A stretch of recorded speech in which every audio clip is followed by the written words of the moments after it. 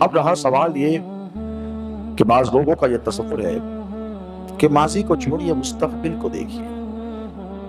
انسان کی زندگی کے 3 حصے ہوتے ہیں: پاسٹ، پریزنٹ، فیوچر۔ ماضی، حال اور مستقبل۔ ماضی وہ جو گزر چکا، حال وہ جس میں آپ رہ رہے ہیں، اور مستقبل وہ جو آنے والا ہے۔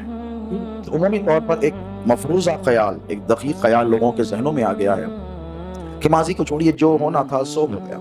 آپ سوچتے ہوں گے، چھوڑیے، ماضی میں کی جانے والی غلطیاں اگر حال میں درست نہیں کی جاتی ہیں تو مستقبل برباد ہو جاتا ہے۔ میرے جملوں پر غور کریں کہ ماضی میں کی جانے والی غلطیاں حال میں درست نہ کر دی جائیں تو مستقبل برباد ہو جاتا ہے۔ مستقبل کو سنوارنے کے لیے ماضی سے تعلق رکھنا بہت زیادہ ضروری ہے کہ میں نے کیا غلط کیا تھا، ہم نے کیا غلط کیا تھا، اور کس وجہ سے یہ خمیازہ بھگتنا ہم کو پڑ رہا ہے۔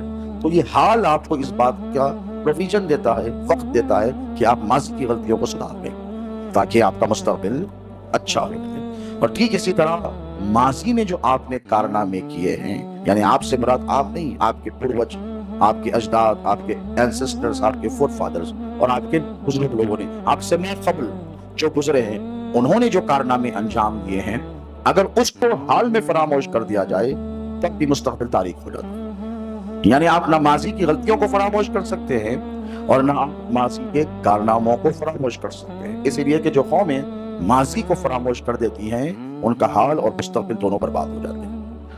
اب قرآن شریف کی ٹرمینالوجی میں ماضی کی اہمیت کو سمجھنے کی کوشش کیجیے کہ اللہ رب تبارک و تعالی نے اگر ماضی کی کوئی اہمیت نہ ہوتی تو پھر قرآن مجید میں ہمارے اور آپ کے نبی رحمت صلی اللہ علیہ وآلہ وسلم کے تشریف لانے سے قبل کے واقعات کو بیان نہ کرتا۔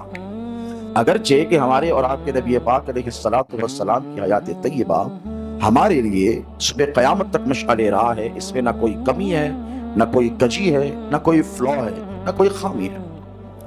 لقد کان لکم فی رسول اللہ اسوۃ حسنہ، کہ بے شک میرے نبی کی زندگی میں تمہارے لیے سب سے بہترین نمونہ حیات ہے۔